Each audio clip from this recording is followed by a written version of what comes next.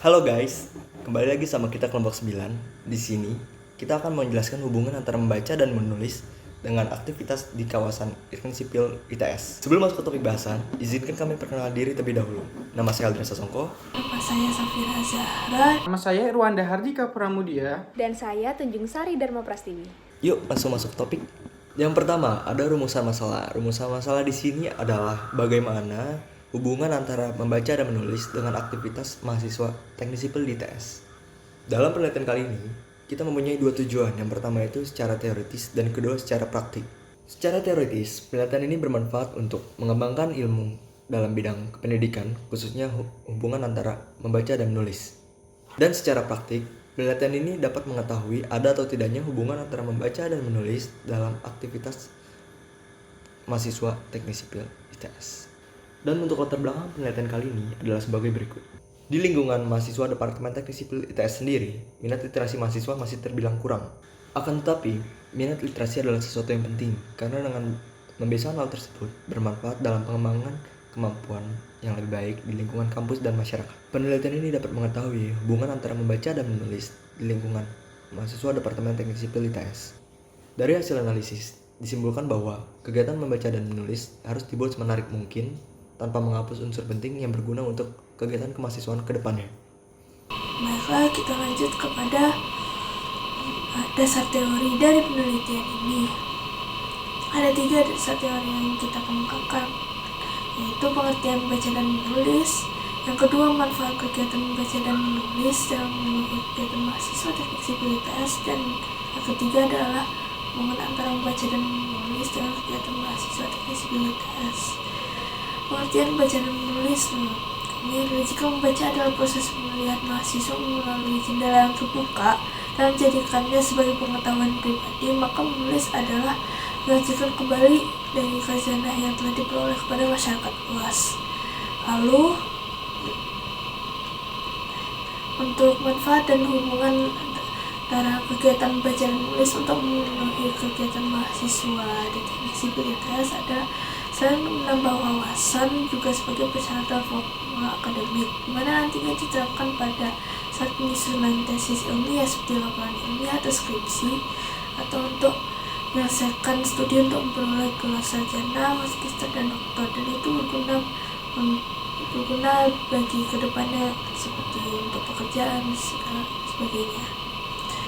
Lalu ada metodologi penelitian. Metodologi penelitian ini, bentuk penelitian yang kita lakukan di sini adalah penelitian korelasi.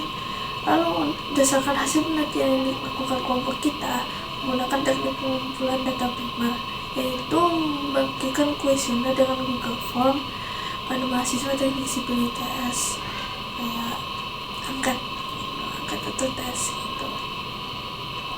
Metode analisis data di sini yang digunakan dalam penelitian ini adalah metode deskriptif.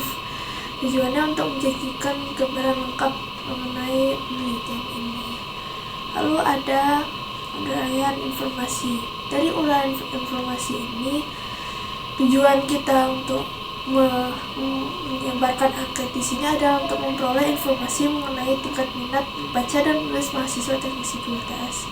Terdapat 4 item pernyataan pada lembar kuesioner membaca dan menulis mahasiswa teknik sipil ITS. Dan berdasarkan hasil yang kita berikan, ada jumlah responden di sini sebanyak 105 mahasiswa. Oke, lanjut. Perkenalkan, nama saya Tunjung Sari Dharma Prastiwi dari Departemen Teknik Sipil dengan NRP 50122011066. Pada kesempatan kali ini saya akan menjelaskan tentang hasil dan pembahasan.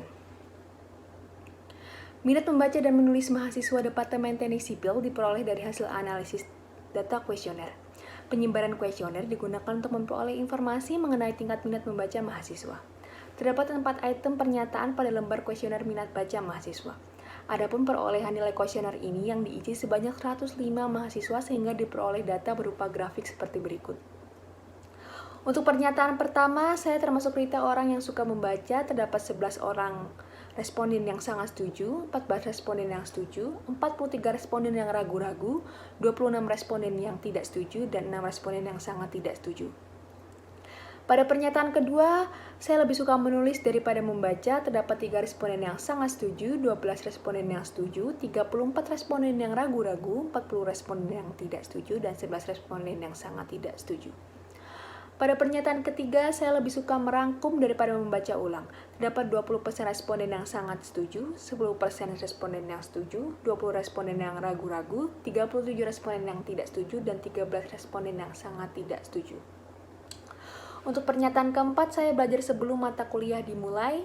Terdapat 9 responden yang sangat setuju, 11 responden yang setuju, 34 responden yang ragu-ragu, 23 responden yang tidak setuju, dan 23 responden yang sangat tidak setuju.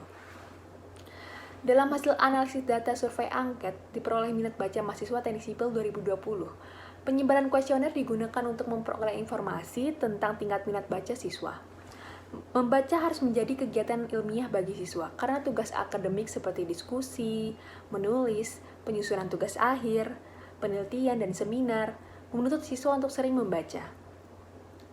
Tentunya tugas akademik yang dikumpulkan tepat waktu akan berdampak pada prestasi akademik siswa, hingga dampak ini akan terus meningkat. Hal ini sesuai dengan pandangan Riana pada tahun 2016 bahwa minat baca mahasiswa akan mempengaruhi nilai mereka. Jika minat baca mahasiswa semakin ditingkatkan, mungkin para siswa akan menjadi mahasiswa yang kritis. Membaca dapat membuka sudut pandang mahasiswa, sehingga tidak jatuh ke dalam pandangan perspektif yang sempit, apalagi dalam pandangan yang menyesatkan.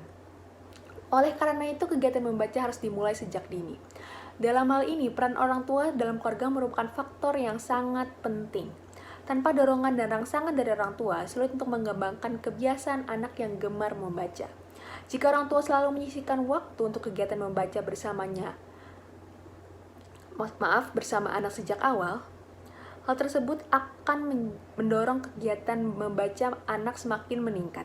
Selain pentingnya mengembangkan kebiasaan membaca sejak dini, penting juga untuk menghadirkan konten bacaan yang berkualitas. Dalam hal ini diperlukan fasilitas perpustakaan untuk menyediakan berbagai dokumen yang dapat digunakan siswa untuk belajar mandiri dan membaca di waktu senggang. Proses pembelajaran di kelas juga harus dirancang semenarik mungkin untuk merangsang kemampuan membaca dan menulis siswa. Dalam praktiknya, hal tersebut dapat dilakukan dengan menggunakan beberapa metode pembelajaran interaktif dan partisipatif. Hal ini sejalan dengan Major pada tahun 2016, yaitu setiap guru harus terus bekerja keras untuk meningkatkan tingkat keberhasilan sendiri dalam pembelajaran, seperti inovasi pembelajaran yang efektif, inovasi aktif, dan menarik. Selain itu, pengetahuan bahasa Indonesia khususnya keterampilan menulis juga penting diajarkan lebih dalam kepada mahasiswa.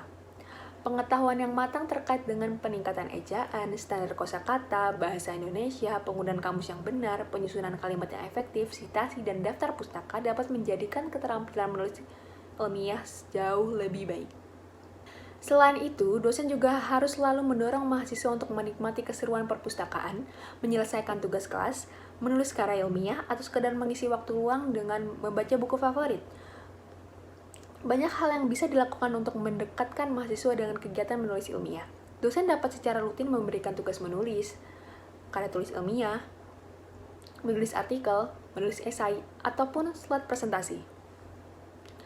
Oleh karena itu, siswa akan banyak membaca buku referensi dan meningkatkan pelatihan yang lebih baik dalam kegiatan menulis. Kami berharap lambat laun para mahasiswa menyadari bahwa menulis karya ilmiah adalah kegiatan akademik utama mahasiswa. Selain memberikan tugas menulis akademik, dosen juga harus menjaga observasi dalam mengelola pembelajaran. Nah, tiba di kesimpulan. Berdasarkan uraian pada pembahasan, diperoleh kesimpulan bahwa mahasiswa teknik sipil ITS lebih sering menulis untuk memenuhi kegiatan aktivitasnya daripada membaca. Selain itu, korelasi antara minat baca mahasiswa dan kegiatan menulis untuk memenuhi aktivitas mahasiswa teknik sipil ITS memiliki tingkat korelasi yang tidak baik. Dengan demikian, minat membaca mahasiswa memiliki hubungan yang tidak sepadan dengan kemampuan menulis selama melakukan aktivitas mahasiswa teknik sipil ITS. Semakin baik atau semakin tinggi minat baca mahasiswa, belum tentu baik kemampuan menulisnya. Sebagai tindak lanjut dari kesimpulan yang diperoleh, Disarankan beberapa hal, antara lain. Yang pertama, pimpinan universitas dan para dosen di perguruan tinggi diharapkan dapat menata perpustakaan yang ada dan terus berupaya menghadirkan ruang-ruang yang ramah dengan aktivitas baca tulis, serta terus meningkatkan keterampilan menulis para mahasiswa dan terus memotivasi para mahasiswa agar gemar berkunjung ke perpustakaan. Yang kedua, peneliti selanjutnya sebaiknya melakukan penelitian lanjutan yang secara mendalam, tidak hanya mengkaji mengenai tingkat minat baca dan menulis mahasiswa, tetapi juga mengenai aktivitas-aktivitas mahasiswa lebih dalam. Sekian presentasi dari kelompok kami, yaitu kelompok 9. Mohon maaf jika ada salah kata. Assalamualaikum warahmatullahi wabarakatuh.